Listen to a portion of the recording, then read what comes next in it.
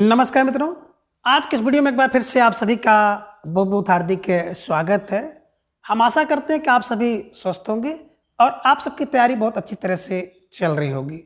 मित्रों, आज हम हिंदी व्याकरण के अंतर्गत डॉक्टर वासुदेव नंदन जी की बुक से संबंधित संज्ञा के अंतर्गत जो लिंग संबंधी नियम को हम लोग पढ़ रहे थे, तो लिंग संबंधी नियम के अंतर्गत आज की इस वीडियो में हम लोग लिंग निर्णय के कुछ सरल सूत्र को जानेंगे और इसके अलावा लिंग परिवर्तन संबंधी नियमों को भी हम लोग याद करेंगे। तो चलिए ज़्यादा समय ना गंवाते हुए हम लोग अपने विषय वस्तु पर आते हैं। तो जैसा कि स्क्रीन पर आप देख पा रहे हैं, लिंग निर्णय के कुछ सरल सूत्र। अब लिंग निर्णय के कुछ सरल सूत्र का मतलब है कि जिन नियमों को अभी आप लोगों ने इसके पूर्व देखा है, उनके अलावा कुछ ऐसे भी सूत्र हैं जिसकी सहायता से हम लोग लिंग का निर्धारण कर सकते हैं कि ये शब्द पुल्लिंग है या स्त्रीलिंग है। ठीक है ना। तो बता रहे हैं कि प्राणिवाचक संज्ञाओं के लिंग भेद में हिंदी के सामान्य पाठकों को कठिनाई होती है। यानी कि प्राणिवाचक अगर होता है तो आप आसानी से जान जाते हैं कि घोड़ा है कि घोड़ी है, कुत्ता है कि कुत्ती है, कि मोर है कि मोरनी है। तो प्राणिवाचक संज्ञाओं का निर्णय आप आसानी से कर लेते हैं, लेकिन जब प्राणिवाचक संज्ञाओं के लिंग भेद में हिंदी के सामान्य पाठकों को कठिनाई होती है। सामान्य पाठक का मतलब जिसको नियम नहीं पता होगा, वो इसके लिंग के निर्धारण आसानी से नहीं कर पाएंगे। ठीक है ना। तो बता रहे हैं कि हिंदी के व्याकरणों ने अब तक जो भी नियम बताए हैं वे काफ़ी उलझन पैदा करते हैं। पंडित गुरु ने, यानी गुरु मतलब कामता प्रसाद गुरु जी ने, लिंग भेद के लगभग 40 नियम बताए हैं। इनसे लिंग की कठिनाई दूर नहीं होती। नियमों के अपवाद कभी कभी उनके उदाहरण से कहीं अधिक हैं। ठीक है ना।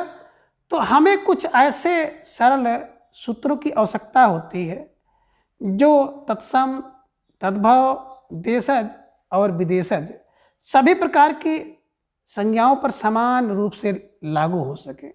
ठीक है ना।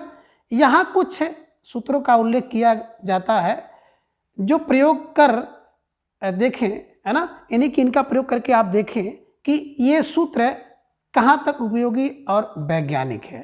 तो कहने का आशय है कि जो सूत्र आपको बता रहे हैं डॉक्टर वासुदेव नंदन जी, इस सूत्र की सहायता से आप खुद देखिए कि आपके लिए कितने उपयोगी और वैज्ञानिक हैं। जिनमें पहला नियम है कि हिंदी ने संज्ञाओं के, कह रहे हैं कि हिंदी ने संज्ञाओं के लिंग भेद में संस्कृत की लिंग व्यवस्था का काफ़ी हद तक अनुसरण किया है। तो कह रहे हैं कि हिंदी जो है वो, अगर लिंग भेद की बात की जाए तो लिंग ने संज्ञाओं के लिंग भेद में संस्कृत की लिंग व्यवस्था काफ़ी हद तक अनुसरण किया है। यानी कि जो संस्कृत में है जिस शब्द का लिंग, वही लिंग हिंदी में भी ज़्यादातर अनुसरण किया गया है। ठीक है ना। अब हिंदी तद्भवों पर संस्कृत के तत्समों का सीधा प्रभाव है। तो तत्सम यदि पुल्लिंग अथवा नपुंसक है तो उसका तद्भव पुल्लिंग ही होगा। तो इस प्रकार संस्कृत का ज्ञान रखने वालों को हिंदी तद्भव के लिंग निर्धारण में विशेष कठिनाई नहीं होगी, है ना। यानी कह रहे हैं कि जो संस्कृत का पुल्लिंग हो या संस्कृत का नपुंसक लिंग हो, उसे हिंदी में पुल्लिंग माना गया है। तो जिसको जो है संस्कृत के लिंग का ज्ञान होगा, वो हिंदी के लिंग का ज्ञान आसानी से कर सकता है। तो सूत्र यह है कि तद्भव चाहे अकारांत हो या आकारांत हो, उसके तत्सम यदि आकारांत हैं तो ऐसे शब्द पुल्लिंग होंगे। इसे ध्यान में रखिएगा। तो कह रहे हैं कि अगर कोई तद्भव शब्द है, आकारांत हो या आकारांत हो, और उनके तत्सम आकारांत हो, तो ऐसे शब्द पुल्लिंग होंगे। ठीक है ना। जैसे आकारांत आप देख पा रहे हैं, तद्भव शब्द, यहाँ पे तत्सम शब्द आपको दिखाई देगा। आम है ना, आम का तत्सम होता है आम्र। तो ध्यान में रखिएगा, आम्र, आम्र, आम्र आकारांत है। ठीक है ना। तो पुल्लिंग होगा, वहाँ भी पुल्लिंग था, यहाँ भी पुल्लिंग है। इसी प्रकार से हाथ है, हाथ का हस्त होता है, तो हाथ वहाँ भी पुल्लिंग था, यहाँ भी पुल्लिंग है। ठीक है ना। इसी प्रकार से आकारांत में आप देख रहे हैं कंधा पुल्लिंग है ना, तद्भव शब्द है, और कोठा पुल्लिंग है। जबकि तत्सम में देखेंगे स्कंद था तो भी पुल्लिंग था, और कोठा का कोष्ठ था तो कोष्ठ भी पुल्लिंग था। तो मोटी मोटी बात आपके दिमाग में बैठ गई होगी, है ना, कि जो शब्द कहाँ से थे, है ना, तत्सम में पुल्लिंग थे, वो तद्भव में जब आते हैं तो वहाँ पर भी पुल्लिंग ही होते हैं। ठीक है, चलिए आगे हम लोग कुछ नियम ऐसे भी देखेंगे। इसमें आप देख पा रहे हैं कि तद्भव और तत्सम, ठीक है ना। कान पुल्लिंग है तो इसका तत्सम कर्ण होगा, कर्ण भी पुल्लिंग होगा। दूध शब्द पुल्लिंग है तो इसका दुग्ध रूप भी पुल्लिंग होगा। इसी प्रकार से काठ पुल्लिंग था तद्भव में, और काष्ठ तत्सम है तो काष्ठ भी पुल्लिंग है। करेला, करेला का जो तत्सम रूप है कारवेल, तो कारवेल वेल भी पुल्लिंग है। तो ये देखिए, इसी के साथ साथ आप ये भी एक बार सीख ले रहे हैं कि तद्भव और तत्सम, ठीक है ना। अब देखिए यहाँ पर पारा जो कि तद्भव शब्द है और इसका तत्सम होता है पारद, तो पारा भी पुल्लिंग है और पारद भी पुल्लिंग है। कुआं, कुआं का तत्सम होता है कूप, दोनों शब्द पुल्लिंग है, कुआं और कूप दोनों पुल्लिंग है। और पिंजड़ा, और पिंजड़ा का तत्सम रूप था पिंजर, तो पिंजड़ा और पिंजर दोनों के दोनों शब्द पुल्लिंग है, इसे भी ध्यान में रखिएगा, ठीक है ना।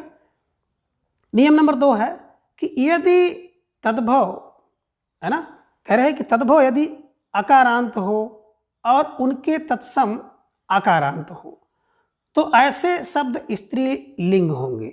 बता रहे हैं, है ना, कि आकारांत हो, तद्भव अगर आकारांत हो, आ बड़ा आ, है ना, और उनके तत्सम आकारांत हो तो ऐसे शब्द स्त्रीलिंग होते हैं। दूसरे शब्दों में आप कह सकते हैं कि तत्सम यदि स्त्रीलिंग है तो उनके विकृत रूप जो तद्भव होगा वो भी स्त्रीलिंग होगा, ध्यान में रखिएगा। जैसे आपने देखा आकारांत, संध्या, है ना, तत्सम शब्द है, नासिका तत्सम शब्द है, और भिक्षा तत्सम शब्द है। और संध्या, नासिका, भिक्षा जो संस्कृत का शब्द है ये स्त्रीलिंग है। और हिंदी में इसका तद्भव रूप साज हुआ, संध्या का साज, नासिका का नाग और भिक्षा का भीख हुआ, ठीक है ना, तो ये भी स्त्रीलिंग होगा। तो यही मोटी बात है कि अगर तत्सम शब्द स्त्रीलिंग है तो उससे जो तद्भव शब्द हुआ वो भी स्त्रीलिंग होता है, ठीक है ना। संध्या से साज, नासिका से नाग, भिक्षा से भीख, ठीक है ना, स्त्रीलिंग है। आकारांत शब्द आप यहाँ पे देख रहे हैं, सया, सया का सेज स्त्रीलिंग, सया भी स्त्रीलिंग तो सेज भी स्त्रीलिंग। शिला, शिला का तद्भव रूप हो गया सिल, सिल भी स्त्रीलिंग और शिला भी स्त्रीलिंग। जिह्वा, जिह्वा शब्द है ना, बिल्कुल तत्सम शब्द है, स्त्रीलिंग है, तो इससे जो तद्भव हुआ जीभ, जीभ भी स्त्रीलिंग है, तो इसे भी ध्यान में रख लीजिएगा, ठीक है। नियम नंबर 3 में बता रहे हैं कि यदि तत्सम और तद्भव दोनों आकारांत हैं तो दोनों पुल्लिंग होंगे। कह रहे हैं कि तत्सम और तद्भव दोनों आकारांत हों तो क्या होगा, तो दोनों पुल्लिंग होंगे। जैसे ओठ से ओठ हुआ, तो ओठ क्या था, ओष्ठ आपका तत्सम था, बना ओठ पुल्लिंग। कर्पूर बिल्कुल तत्सम था तो कपूर बना तो भी तद्भव, है ना, तो दोनों, कपूर का कपूर दोनों पुल्लिंग है। आम्र और आम दोनों बिल्कुल पुल्लिंग है। निम्ब और नीम दोनों पुल्लिंग है। प्रस्तर और पत्थर दोनों रूप, यानी कि इसका तत्सम और तद्भव दोनों का दोनों रूप पुल्लिंग हो रहा है, ठीक है ना। इसी प्रकार से पक्ष और पंख दोनों पुल्लिंग हैं। बाष्प और भाप दोनों पुल्लिंग है। मयूर जो कि तत्सम रूप है और इसका तद्भव रूप होता है मोर, तो मयूर और मोर दोनों पुल्लिंग हैं। सूत्र और सूत दोनों पुल्लिंग हैं। ज्येष्ठ और जेठ दोनों पुल्लिंग हैं, ठीक है ना। तो तत्सम और तद्भव दोनों रूप आप देख पा रहे हैं, आकारांत हैं, और आकारांत होने के साथ साथ दोनों का जो लिंग है बिल्कुल सेम है, दोनों पुल्लिंग है, दोनों पुल्लिंग है, ठीक है ना। नियम नंबर 4 है कि तत्सम उकारांत और उकारांत शब्द दोनों, चाहे तत्सम बड़ा उकारांत हो या छोटा उकारांत शब्द हो, पुल्लिंग होते हैं। जैसे प्रसु और भ्रू, प्रसु और भ्रू दोनों पुल्लिंग हैं, ठीक है ना। उकारांत शब्द कुछ ऐसे हैं जिनमें असुर है, जंतु है, राहु है, केतु है, तालु है, त्रिशंकु है, बंधु है, मेरु है, ये भी ध्यान में रखिएगा, ये क्या होते हैं, पुल्लिंग होते हैं, ठीक है। इसी तरह कुछ उकारांत शब्द हैं और कुछ दीर्घ उकारांत शब्द हैं। उकारांत और उकारांत ये तद्भव पुल्लिंग होते हैं।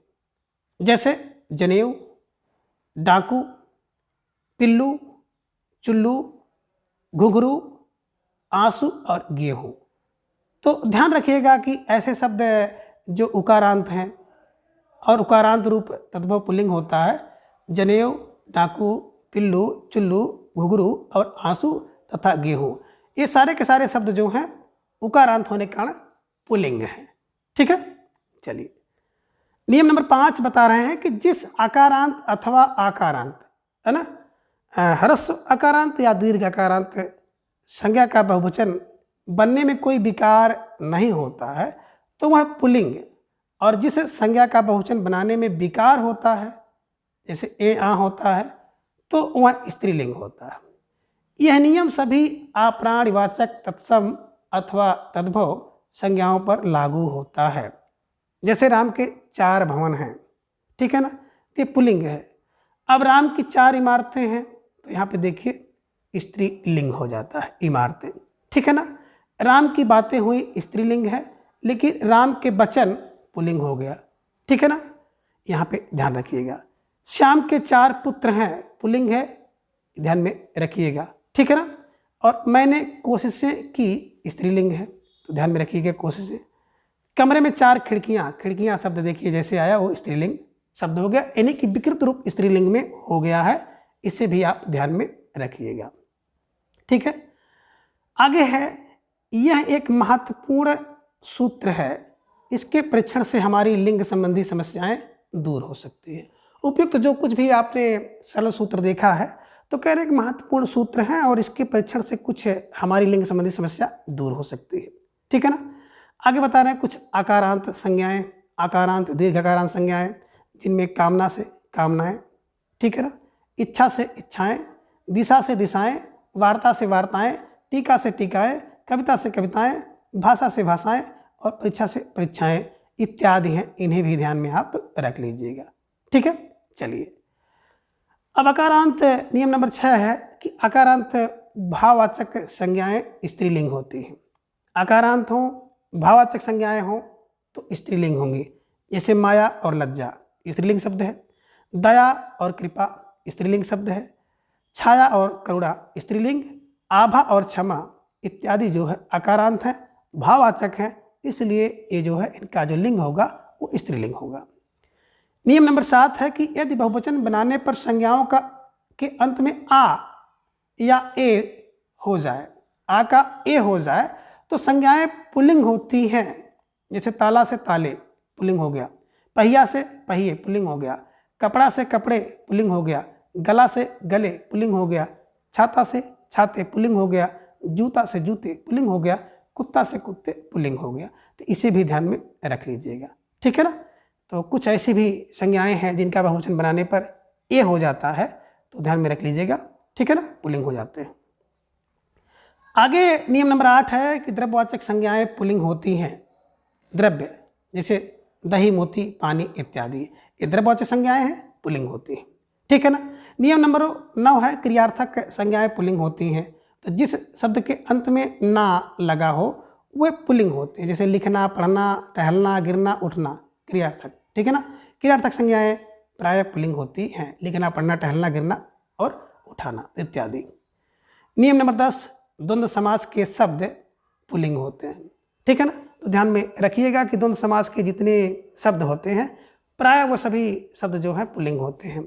जैसे सीताराम, राधा कृष्ण, शिव पार्वती, दाल भात, लोटा डोरी, नर नारी, राजा रानी, माँ बाप इत्यादि द्वंद्व समास हैं और द्वंद्व समास के शब्द प्रायः पुल्लिंग होते हैं। ध्यान में रखिएगा, बड़ा महत्वपूर्ण नियम है, ठीक है। चलिए अब आगे पुल्लिंग से स्त्रीलिंग बनाने के कुछ नियम हैं और कुछ प्रत्यय हैं जिन्हें हम लोग देखेंगे, ठीक है ना। पुल्लिंग से स्त्रीलिंग, हिंदी स्त्री प्रत्यय कौन से हैं? निम्नलिखित सामान्य नियम आप दृष्टव्य हैं, यानी कि देख सकते हैं, देखने योग्य हैं। जिनमें नियम नंबर 1 है कि आकारांत यानी कि ह्रस्व आकारांत और दीर्घ आकारांत पुल्लिंग शब्दों में शब्दों को इकारांत कर देने से वो स्त्रीलिंग हो जाते हैं। ह्रस्व आकारांत या दीर्घ आकारांत शब्द हो, है ना, यानी कि पुल्लिंग हो, अगर उसे आप इकारांत कर देते हैं तो स्त्रीलिंग हो जाते हैं। जैसे लड़का से लड़की, गूंगा से गूंगी, देव से देवी, नर से नारी, आपने इसे देखा, ठीक है ना। कि अकारांत थे और आपने इसे इकारांत कर दिया तो सारे के सारे शब्द स्त्रीलिंग हो गए। इसी प्रकार गधा से गधी, नाला से नाली, पुत्र से पुत्री, हिरन से हिरनी, है ना, ये भी स्त्रीलिंग हो गया। अकारांत शब्द नाना, मोटा, गोप और बंदर, इसको आपने इकारांत कर दिया, नानी, मोटी, गोपी और बंदरी, तो ये भी स्त्रीलिंग शब्द हो गए। इसी प्रकार से साला का साली, काला का काली, मेढक का मेढकी, ब्राह्मण का ब्राह्मणी, आपने इकारांत किया तो सारे के सारे शब्द जो है स्त्रीलिंग बन गए। ठीक है ना। चलिए, नियम नंबर 2 है कि आ या वा, कह रहे हैं कि आ या वा प्रत्यांत पुल्लिंग शब्दों में आ या वा की जगह या लगाने से वे स्त्रीलिंग बन जाते हैं। ठीक है ना, कि कोई आ, बड़ा या वा प्रत्यांत पुल्लिंग शब्द हो और उसकी जगह पे आप इया लगा दीजिए, और जैसे आपने इया लगा दिया तो वो शब्द स्त्रीलिंग बन जाता है। ये शब्द है कुत्ता, से इया लगाया तो हो गया कुतिया स्त्रीलिंग। बूढ़ा से इया लगाया बुढ़िया बन गया स्त्रीलिंग। बाछा से इया लगा दिया तो शब्द बन गया बछिया, स्त्रीलिंग शब्द हो गया। ठीक है, ये नियम नंबर 2 है। आगे है नियम नंबर 3 कि व्यवसाय बोधक, जाति बोधक तथा उपनाम वाचक शब्दों के अंतिम स्वर का लोप कर उसमें कहीं इन और कहीं आइन प्रत्यय लगाकर स्त्रीलिंग शब्द बनाया जाता है। कह रहे हैं कि अगर कोई व्यवसाय हो, जिसे आप कहते हैं बिजनेस, व्यवसाय बोधक, बिल्कुल, अथवा जाति बोधक हो, बिल्कुल सही, अथवा उपनाम वाचक शब्द हो, तो उसका जो अंतिम स्वर है उसका लोप कर दीजिए, और अंतिम स्वर का लोप करके इन अथवा आइन प्रत्यय लगा दीजिए, और लगा करके शब्द बनाएंगे तो शब्द स्त्रीलिंग हो जाता है।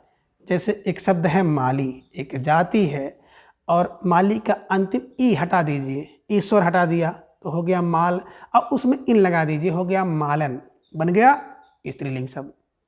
धोबी जात है, ई हटा दीजिए, ई हटा के इन लगा दीजिए, हो गया धोबिन। ठीक है ना। बनिया एक जाति है, आ हटा दीजिए, है ना, और उसमें आइन लगा दीजिए, हो गया बनियाइन। तेल शब्द है यानी कि तेली, तेली में ई हटाइए और इन लगाइए, हो गया तेलिन। तो वही मोटी मोटी बात है कि व्यवसाय सूचक, जाति बोधक अथवा उपनाम वाचक शब्दों के अंतिम स्वर को हटा करके इन या आइन शब्द लगा दीजिए, स्त्रीलिंग बन जाएगा। कुजड़ा में आ हटाइए, इन लगाइए कुजड़िन। बाघ में इन लगा दीजिए बाघिन। सांप में इन लगाइए सांपिन। ठीक है ना, स्त्रीलिंग बन गया। चौबे आइन लगाइए, ये चौबाइन, हाँ, ये हटा दीजिए, अंतिम स्वर को हटा दीजिए, चौबे, चौब धन आइन चौबाइन। लाला लाल, लला धन इन ललाइन हो जाएगा। पंडा धन इन पंडाइन हो जाएगा। हलवाई धन आइन हलवाइन हो जाएगा, और मिसिर धन आइन हो जाएगा मिसराइन। तो इसे भी ध्यान में आप रख लीजिएगा। नियम नंबर 4 है कि कुछ उपनामवाची शब्द ऐसे भी हैं, है ना, कह रहे हैं कि कुछ उपनामवाची शब्द ऐसे भी हैं जिनमें आनी प्रत्यय लगाकर स्त्रीलिंग बनाया जाता है। ठीक है ना। कुछ उपनामवाची शब्द ऐसे भी मिलेंगे जो कि पुल्लिंग है, और उनमें जैसे आप लगा देंगे आनी तो शब्द स्त्रीलिंग बन जाता है। ठाकुर एक उपनामवाची शब्द है, और उसमें क्या लगा दिया, आनी, तो हो गया ठाकुरानी, स्त्रीलिंग शब्द बन गया। पंडित में पंडितानी हो गया। चौधरी में आनी लग गया, चौधरानी हो गया। देवर में आनी लग गया, देवरानी हो गया। जेठ में आनी लग गया, जेठानी। और मेहतर में आनी लग गया तो हो गया मेहतरानी। सेठ में आनी सेठानी। खत्री में लग गया तो खतरानी। इसे भी ध्यान में आप रखिएगा। ठीक है। आगे है नियम नंबर 5 कि जात या भाव बताने वाली संज्ञाओं का पुल्लिंग से स्त्रीलिंग करने में यदि शब्द का अन्य स्वर जो है दीर्घ हो तो उससे हर्ष करते हुए नी प्रत्यय का भी प्रयोग होता है, किया जाता है। जैसे एक शब्द आपको दिखाई दे रहा है, कह रहे हैं कि कोई जाति हो या भाव बताने वाली संज्ञा हो, उसको आपको पुल्लिंग से स्त्रीलिंग करना है। तो यदि शब्द के में अन्य स्वर हैं, स्वर दीर्घ है, तो उसका ह्रस्व कर दीजिए और नी लगा दीजिए। जैसे एक शब्द है श्यार, ठीक है ना, तो इसको श्यारनी कर लिया जाता है, श्यारनी।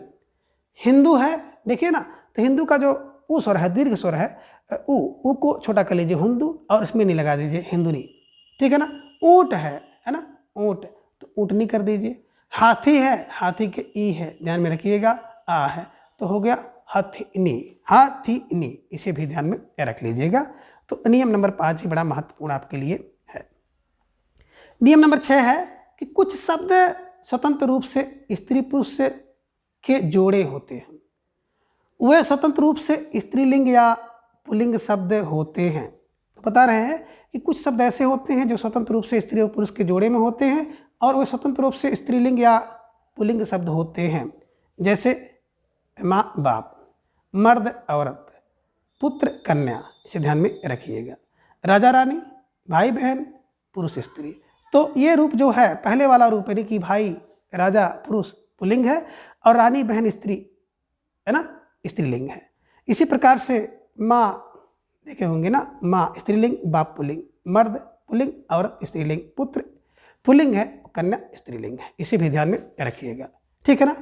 गाय बैल, तो गाय स्त्रीलिंग, बैल पुल्लिंग है ना। बर बधू, ठीक बिल्कुल, इसमें बर पुल्लिंग है, बधू स्त्रीलिंग है। बेटी स्त्रीलिंग, दामाद पुल्लिंग है। साहब मेम है ना, पुल्लिंग स्त्रीलिंग है ना। माता पिता स्त्रीलिंग पुल्लिंग, बेटा और पतोह। तो ये सब चीज़ों को आप दिमाग में बैठाइएगा, ठीक है ना। नियम नंबर 7 है कि संस्कृत के स्त्री प्रत्यय, यानी कि संस्कृत कुछ ऐसे प्रत्यय हैं जो कि स्त्री प्रत्यय कहलाते हैं, इनसे बना शब्द स्त्री लिंग होता है, ठीक है ना।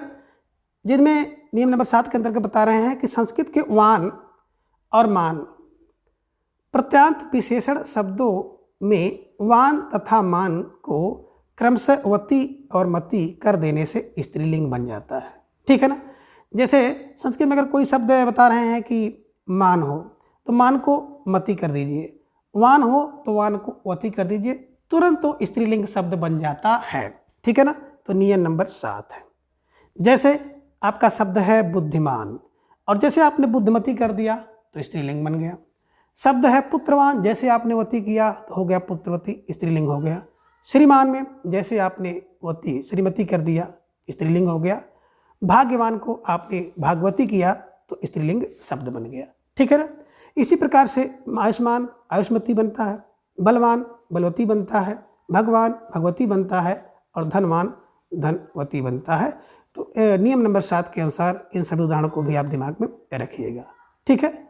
अगला यानी कि नियम नंबर 8 है कि संस्कृत के बहुत से अकारांत विशेषण शब्दों के अंत में आ लगा देने से स्त्रीलिंग हो जाते हैं, ठीक है ना। कह रहे हैं कि संस्कृत के बहुत से अकारांत विशेषण हैं, ऐसे शब्दों के अंत में अगर हम दीर्घ आ लगा देते हैं तो वो शब्द जो है स्त्रीलिंग बन जाता है। जैसे शब्द है तनुज, तनुज पुल्लिंग है, आ लगा दिया तो तनुजा हो गया, तनुजा स्त्रीलिंग हो गया। चंचल, चंचला स्त्रीलिंग। आत्मज, आत्मजा स्त्रीलिंग। सुत, सुता स्त्रीलिंग, ठीक है ना। प्रिय से प्रिया स्त्रीलिंग। अनुज से अनुजा स्त्रीलिंग। पूज्य से पूज्या स्त्रीलिंग। पालित से पालिता स्त्रीलिंग। कांत से कांता स्त्रीलिंग और प्रीतम से प्रीतमा स्त्रीलिंग शब्द बनता है। तनय का तनया, पीत का पीता स्त्रीलिंग शब्द बना। अबल का अबला, पंडित का पंडिता, श्याम का श्यामा जो रूप बनता है, ये सारे के सारे रूप जो हैं बिल्कुल स्त्रीलिंग रूप में परिवर्तित हो रहे हैं, ठीक है। नियम नंबर 9 है कि जिन पुल्लिंग शब्दों के अंत में अक होता है उनमें अक के स्थान पर इका कर देने से वे सब स्त्रीलिंग बन जाते हैं। अंत में अक हो और अक को आप इका कर दीजिए तो वो शब्द जो है बिल्कुल स्त्रीलिंग बन जाता है। जैसे एक शब्द है सेवक, अंत में अक है और जैसे आपने इका कर दिया सेविका स्त्रीलिंग। पालक, अंत में अक है, आपने पालिका कर दिया स्त्रीलिंग। बालक, आपने इका कर दिया बालिका स्त्रीलिंग। संरक्षक, संरक्षिका स्त्रीलिंग। बच्चक का बच्चिका स्त्रीलिंग बना। लेखक का लेखिका स्त्रीलिंग। नायक का नायिका स्त्रीलिंग। पाठक का पाठिका स्त्रीलिंग शब्द बना है, ठीक है। अब नियम नंबर 10 है कि संस्कृत की आकारांत संज्ञाएं पुल्लिंग रूप में आकारांत कर देने से और स्त्रीलिंग रूप में इकारांत कर देने से पुल्लिंग स्त्रीलिंग होती हैं, ध्यान में रखिएगा। जैसे एक शब्द है कर्त्री, तो कर्ता बन गया है ना पुल्लिंग, लेकिन जैसे आपने इसको कर्ती कर दिया स्त्रीलिंग हो गया। शब्द है धात्री, तो पुल्लिंग हो गया धाता। आपने जैसे किया ध्राती, ध्राती तुरंत स्त्रीलिंग हो जाएगा। दात्र का दाता होता है और दाता में जैसे दात्री हो जाएगा स्त्रीलिंग। कब इत्री होता है कब इता, और जैसे आप लिखेंगे कब इत्री, ठीक है ना। नेत्री का नेता और नेता का जो स्त्रीलिंग शब्द होता है नेत्री होता है। तो ध्यान में रखिएगा, कभी कभी ये प्रश्न पूछ लेता है कि इसका स्त्रीलिंग रूप होगा। तो कर्ता का कर्ती, धाता का धराती, दाता का दात्री, कविता का कवित्री और नेता का नेत्री, इसे ध्यान में रखिएगा। यानी कि टीजीटी पीजीटी नेट जेआरएफ आदि की परीक्षा में तो प्रश्न यहाँ से पूछा जाएगा। और जो हमारे भाई बहन मित्र टेट की तैयारी कर रहे हैं, सुपर टेट की तैयारी कर रहे हैं, तो उनके लिए ये प्रश्न बिल्कुल मोस्ट इम्पॉर्टेंट प्रश्न है, ठीक है ना। आप लोग सारे उदाहरण को भली भांति तरीके से देखिए, उसको नोट्स करिए, ठीक है ना। और अभी थोड़ा सा समय का अभाव है, आने वाले समय में जितने भी उदाहरण हैं उन सभी उदाहरणों को हम इकट्ठा कर लेंगे और उसको ट्रिक की सहायता से बिल्कुल आपको याद कराने का कार्य मेरे द्वारा किया जाएगा, ठीक है। अब आगे कुछ हिंदी के कृदंत या तद्धित शब्दों से स्त्री प्रत्यय, ठीक है ना, कैसे बनते हैं।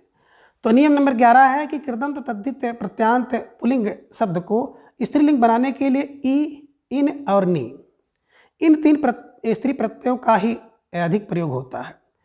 आनी और आइन का प्रयोग संज्ञा शब्दों को ही पुल्लिंग से स्त्रीलिंग बनाने में अधिक होता है। तो तद्धितांत और कृदंत पुल्लिंग को स्त्रीलिंग बनाने में बहुत ही कम है। जैसे आप देख सकते हैं यहाँ पर आपको दिखाई दे रहा स्त्री प्रत्यय, यानी कि प्रत्यय इधर देखेंगे, इधर धातु या शब्द आप देखेंगे, उसका कृत्य या तद्धित प्रत्यय, ठीक है ना। और यहाँ पे कृदंत तद्धित रूप और फिर स्त्री प्रत्यय रूप का इस प्रकार से बनेगा, है ना। तो सबसे पहले देख रहे हैं स्त्री प्रत्यय ई है, ठीक है ना।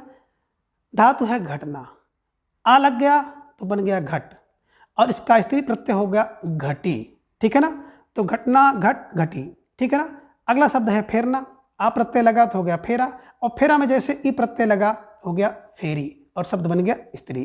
तो फेरा का फेरी, घट का घटी, ठीक है ना।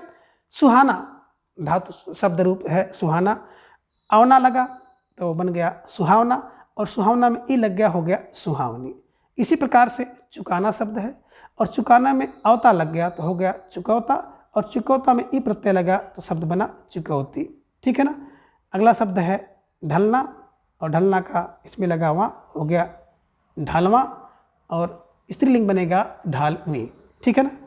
आधा इला, है ना, इला इला तद प्रत्यय लगा तो शब्द बन गया अधेला, और इसका स्त्रीलिंग रूप होगा अधेली। बिल्ली, ध्यान में रखिएगा, बहुत महत्वपूर्ण प्रश्न है। और एक बार एक बच्चा जो कि छोटी क्लास का बच्चा था, 8 क्लास का, और उसने मुझसे पूछा था सर कि बिल्ली का, है ना, स्त्रीलिंग क्या होगा। तो ध्यान रखिएगा, तो बिल्ली से जो शब्द बनेगा औटा प्रत्यय लगेगा वो बनेगा बिलौटा, ठीक है ना। और बिलौटा का जो स्त्री प्रत्यय होगा वो बनेगा बिलौटी। तो ध्यान में रखिएगा, इसका स्त्रीलिंग शब्द होता है बिलौटी, बिलौटा और बिलौटी, ठीक है ना। अगला शब्द है चाम, और ओटा लगा तो हो गया चमोटा और चमोटी, ठीक है ना। इसी प्रकार से लंग, लंग में ओट लग गया तो हो गया लंगोट, और लंगोट का स्त्रीलिंग बनता है लंगोटी, ठीक है ना। चोर, चोर में आपने प्रत्यय लगाया टा हो गया चुट्टा, और चुट्टा का जो स्त्रीलिंग होगा चुट्टी होगा। चाम का अड़ा लग गया अड़ा प्रत्यय, है ना, चमड़ा हो गया, और इसका स्त्रीलिंग होता है चमड़ी, ठीक है ना। इसी प्रकार से जो अगला शब्द है टोपी, और टोपी का जो प्रत्यय लगता है तद्धित प्रत्यय वाला हो गया टोपी वाला, और इसका जो स्त्रीलिंग प्रत्यय बनेगा, स्त्रीलिंग शब्द बनेगा वो टोपी वाली बनेगा। एक में हरा लगा तो बन गया एकहरा, और स्त्री प्रत्यय इसका बनेगा इकहरी, इसे भी ध्यान में रखिएगा, ठीक है ना। तो कहने का आशा है कि ये जो आप पुल्लिंग और स्त्रीलिंग रूप देखते हैं, परीक्षा में पूछा जाता है कि इसका स्त्रीलिंग क्या होगा। जैसे घट का घटी, फेरा का फेरी, सुहाना का सुहावनी, चुकौता का चुकौती, ढालवा का ढालवी, अधेला का अधेली, बिलौटा का बिलौटी, चमोटा का चमोटी, लंगोट का लंगोटी, चुट्टा का चुट्टी, इसे ध्यान में रखिएगा, चमड़ा का चमड़ी। तो ये सब जो आपके टेट सुपर टेट की परीक्षा में है वहाँ पे बहुतायत प्रश्न देखने को मिलते हैं, ठीक है ना। चमड़ा का चमड़ी और टोपी वाला का टोपी वाली, एक हरा, इसे ध्यान में रखिएगा, इसका होता है एक हरी, ठीक है। चलिए आगे बात करते हैं इन, है ना, जो कि एक प्रत्यय है। ठीक है। शब्द है पीना, अक्कड़ प्रत्यय लगता है, बना पियक्कड़, और पियक्कड़ का होता है पियक्कड़िन। ध्यान में रखिएगा, मोस्ट इंपॉर्टेंट प्रश्न है। तो पियक्कड़ का स्त्रीलिंग होगा पियक्कड़िन, पियक्कड़िन। ठीक है ना। तैरना का आक लगेगा, हो जाएगा तैराक, और तैराक का स्त्री प्रत्यय होगा, यानी कि स्त्री शब्द बनेगा तैराकिन। ठीक है ना। लड़ना का एत लगेगा लड़ैत, और इसका होगा लड़ैतिन। क्या बनेगा स्त्रीलिंग? लड़ैतिन। लड़ैत का लड़ैतिन। ठीक है ना। हंसना उड़ लग गया, हंसोड़ बन गया, हंसोड़ का बनेगा हंसोड़िन। ठीक है ना, हंसोड़िन, ध्यान में रखिएगा। जानना का हार लगेगा, हो जाएगा जाननहार, और जाननहार का जो स्त्रीलिंग प्रत्यय बनेगा जननहारिन, जननहारिन। इसे भी ध्यान में रखिएगा। सोना, सोना से शब्द बनेगा आर लगेगा, होगा सोनार, और सोनार से बनेगा सोनारिन। ठीक है, ध्यान में रखिएगा, क्योंकि इनमें सब में इन प्रत्यय लग रहा है ना। लोहा में आर लगेगा तो बनेगा लोहार, इन लग जाएगा लोहारिन हो जाएगा। खेल में अड़ी लगा, बना शब्द खिलाड़ी, खिलाड़ी में इन लग जाएगा, हो जाएगा खिलाड़िन। ठीक है ना। तो स्त्री प्रत्यय यानी कि स्त्री शब्द बनेगा खिलाड़िन। हत्या में आरा लगेगा हत्यारा, और इन लग जाएगा हत्यारिन। माछ में उआ लगा, शब्द बना मछुआ, मछुआ का जो स्त्रीलिंग रूप होगा मछुइन। इसे भी ध्यान में रखिएगा। क्या होगा? मछुइन। ध्यान में रखिएगा, मोस्ट इंपॉर्टेंट प्रश्न आप सबके लिए बन सकता है। सांप, सांप मेरा लगेगा सपेरा, और इन प्रत्यय लग जाएगा, हो जाएगा सपेरिन। ठीक है, सपेरिन। गाजा मेड़ी लगेगा, शब्द बनेगा गजेड़ी, और गजेड़ी का जो स्त्रीलिंग रूप होगा गजेडिन, गजेडिन। ध्यान में रखिएगा। ठीक है। अगला है नि प्रत्यय, शब्द है घटना, आ प्रत्यय लगा, घट बना, घट में नी लगेगा, शब्द बनेगा घटनी। ठीक है ना। घट का स्त्रीलिंग घटनी। भागना उड़ा लग गया, शब्द बना भगोड़ा, और भगोड़ा का स्त्रीलिंग शब्द बनेगा भगोड़नी। ध्यान में रखिएगा। चूड़ी, चूड़ी का जो प्रत्यय लगता है हारा प्रत्यय, शब्द बनता है चूड़ी हारा, और जो आपका इसका स्त्रीलिंग रूप बनेगा वो होगा चूड़ी हारनी, चूड़ी हारनी। ठीक है। अगला जो प्रत्यय है आइन, तो शब्द है बूझना, अक्कड़ प्रत्यय लगा, हो गया बुझक्कड़, और बुझक्कड़ का जो स्त्रीलिंग शब्द बनेगा बुझक्कड़ाइन, बुझक्कड़ाइन। इसे ध्यान में रखिएगा। इसी प्रकार से अगला शब्द है धुनना, या प्रत्यय लगा, शब्द बना धुनिया, और धुनिया में आइन प्रत्यय लगाया तो बन गया धुनियाइन। ठीक है ना। तो इस प्रकार से इन सभी लिंग निर्धारण संबंधी नियम तथा लिंग परिवर्तन संबंधी नियमों को आप आसानी से याद कर सकते हैं। आज के इस वीडियो में बस इतना, और अगर वीडियो देखने के बाद आपको थोड़ा सा भी लाभ पहुंचा हो तो चैनल को सब्सक्राइब करके आप हमारे साथ जुड़ जाएं और अपनी तैयारी को बूस्ट करें। अगले वीडियो में हम इसके अगले भाग को जानेंगे। तब तक के लिए धन्यवाद, नमस्कार, बाय।